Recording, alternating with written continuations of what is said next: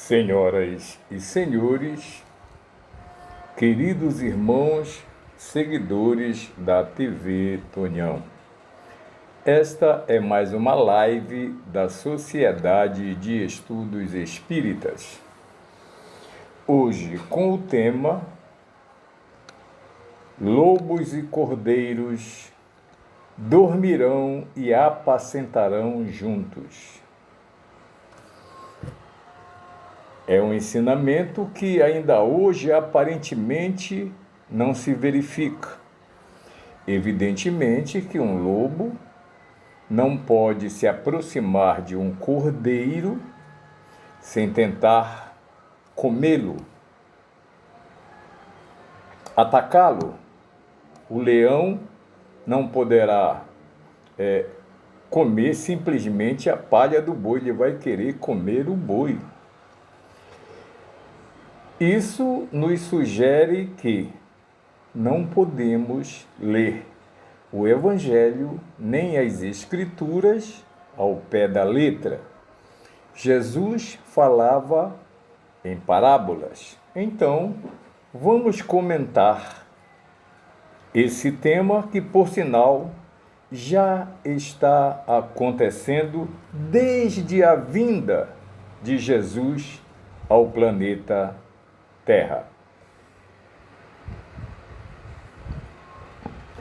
Lobos e cordeiros apacentarão juntos, e o leão comerá a palha do boi calmamente.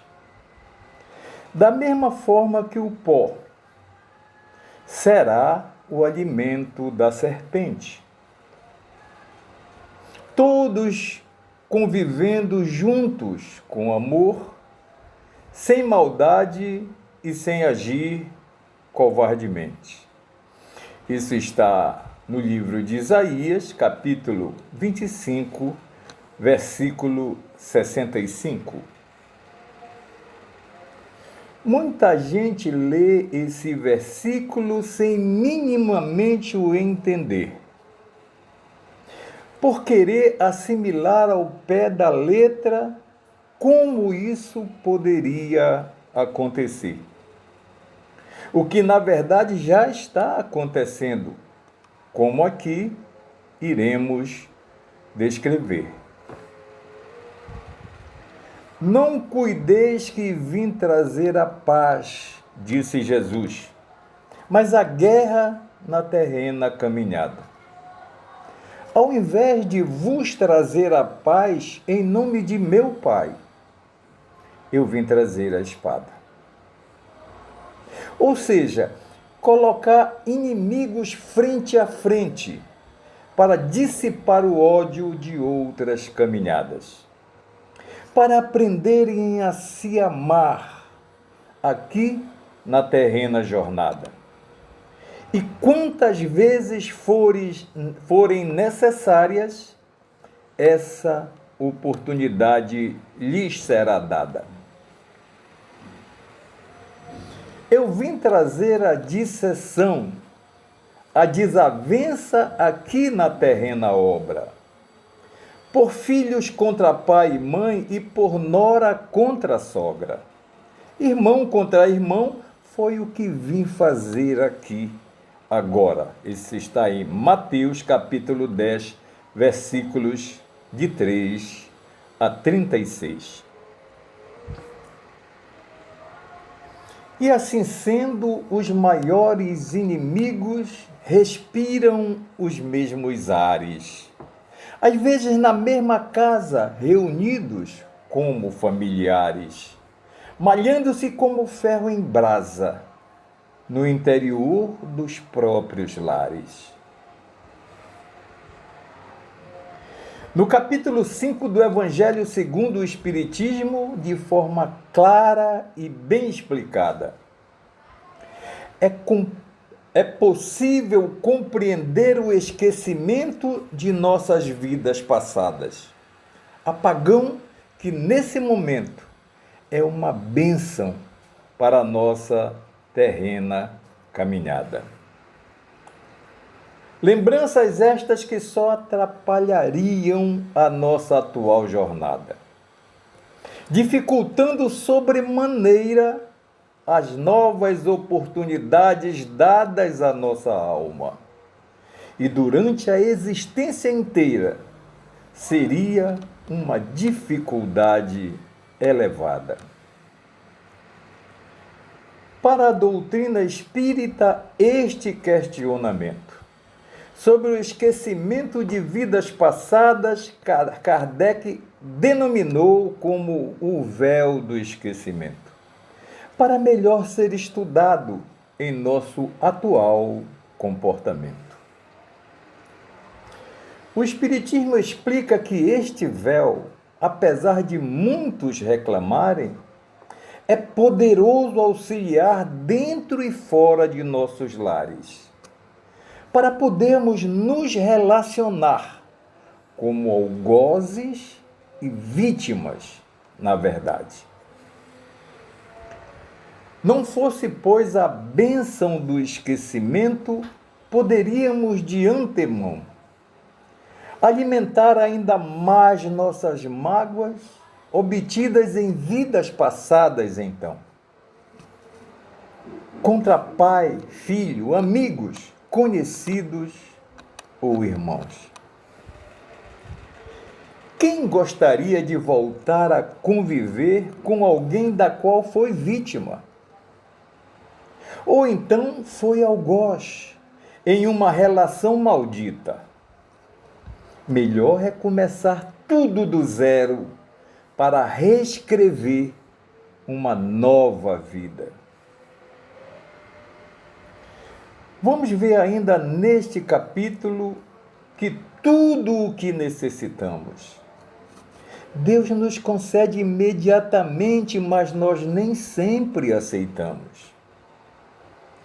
Deus não permite que nada nos aconteça se não for para o aprendizado que precisamos. A voz da nossa consciência, por exemplo, presente nos momentos em que erramos, o tempo todo a nos advertir e tantas vezes a sufocamos sobre as dívidas que iremos adquirir para resgatar o mal que estamos praticando. Ou seja, essas advertências ocorrem através de inconsciente intuição, como uma ajuda exaustiva do nosso anjo guardião, que também pode ser considerada como uma divina inspiração. Ou os flashes de lembranças vagas que alguns casos podem explicar. Além de nossa voz íntima, afinal, nos advertindo ao sonhar. Além de mensagens em geral em nossos ouvidos a se derramar. No livro de Jó, capítulo 33, versículo 15 e 16, por exemplo, nos explica essa situação. Em sonho ou em visões de noite, quando um sono mais profundo, então, cai sobre as pessoas na cama, se lhes abre os ouvidos e a razão, e as vozes que vêm do alto lhes cela a sua instrução. Deus nos envia recurso de todos os lados para seguirmos em linha reta o caminho que nos foi deixado por Jesus. Importa também lembrarmos que o véu do esquecimento alegado ocorre apenas na vida corpórea, não vigorando no estado desencarnado, para não atrapalhar nessa nova existência que um passo à frente seja dado. Somente encarnado e no estado de vigília é que estamos submetidos a essa bênção. Pois ao dormirmos, o espírito sai do corpo e tem a exata noção do porquê tudo o que está lhe acontecendo aqui na terrena dimensão. Assim sendo, não há necessidade de nenhum tipo de ansiedade, por lembranças que só prejudicariam a caminhada rumo à eternidade e a marcha do progresso que se verifica a cada reencarnação com toda a prioridade. Tudo que for feito em nosso benefício, aqui a superior espiritualidade tomará as devidas providências. Confiemos acima de tudo na divindade, além de escutar o Consolador prometido, o Espírito de verdade. Em todas as famílias existem espíritos que não se dão bem, que parecem terem nascidos para brigar, já outros para se quererem bem, que nasceram para muito se amar e não fazerem mal a ninguém. Graças ao véu do esquecimento, lobos e cordeiros realmente apacentarão e juntos se deitarão, e comerá o leão calmamente a palha do boi sem problemas, e se amarão certamente. Assim é que as famílias aqui reunidas seus valores rediscutirão e aprenderão pela dor a se amarem como irmãos, pois o reino de Deus é amor, caridade, amizade, paz e compreensão. E não se farão mal algum, seja de que modo for. Em todo o meu santo monte, que o progresso em seu labor desponte com todo o discernimento, é o que diz o Senhor. Muitas vezes não dá certo, muitas vezes esses inimigos reunidos para aprender a se amar ainda se destroem, ainda se violentam, ainda se atacam, mas lhes será dado novas oportunidades, até que o amor possa vencer e torná-los a unir, pois contra a vontade de Deus jamais prevalecerá a vontade dos homens. Os espíritos nos dão notícias que nem sempre temos afinidade em relação a alguns de nossos semelhantes, na verdade. Sejam eles companheiros distantes ou mesmo familiares. Muitas vezes a relação familiar é de franca hostilidade. Irmão como se fosse adversário, pais e filhos inimigos, na verdade. Sogro, sogra, genro, nora, em guerra dentro de seus próprios lares. A reencarnação explica tudo isso, reunindo sob o mesmo teto, para aprenderem a se amar numa convivência sob o mesmo teto.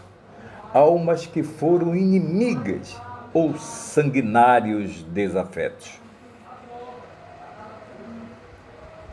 É sempre indispensável e compulsório o parentesco corporal, com a finalidade de nos reconciliar e, através do amor integral, apagando de nossos corações as desavenças sideral. Criada em tantas outras vidas em que nós degladiamos, afinal. Nos enfrentamos cruelmente, infringindo a lei divinal, movido por orgulho e vaidade, praticando sempre o mal. Quantas vezes, sob o mesmo teto, negligenciamos nossas irmãs e irmãos, desistindo da oportunidade de crescer no lar formado, então, por Deus, para vir a ser nossa oficina de pacificação. O homem encarnado não pode saber tudo, diz o Criador em sua sabedoria. Sem esse bendito véu a cobrir as nossas heresias, além do constrangimento, o homem se ofuscaria.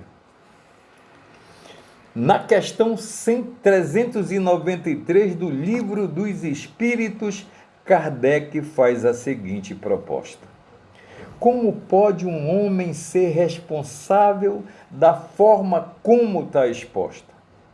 Algo que parece tão impraticável como responder por algo que ele não se recorda. A cada nova existência, dizem os espíritos, o homem amplia sua inteligência em geral e melhor vai podendo discernir entre o bem e o mal. Onde estará os méritos se ele se recordasse do seu passado sideral? Quando o espírito retorna à sua verdadeira vida, que é na pátria espiritual, espiritualmente prevista, toda a sua existência se desenrola diante dele e o faz rever todas as faltas que por ele foi cometida. Além das causas do seu sofrimento, e como poderia ter ele impedido? Então ele compreende a justiça divina e vê que tudo o que passou faz sentido. E passa a implorar a Deus por nova existência, para poder reparar os erros cometidos. Pedindo novas provas semelhantes àquelas às quais passou, e as dificuldades apropriadas ao seu atual adiantamento neste andor, pedindo aos espíritos superiores auxílio nesse seu novo labor. Um espírito então lhe será dado por guia na nova chance que Deus lhe deu, que procurará fazê-lo resgatar suas faltas pela intuição que Deus lhe concedeu. E essa intuição jamais permitirá você dizer que dos erros esqueceu, porque sua consciência estará sempre a lhes advertir. O pensamento e o desejo criminoso que frequentemente nos assalta, às quais resistimos instintivamente, atribuindo a nós mesmos uma resistência alta. Na maioria das vezes, se deve a princípios,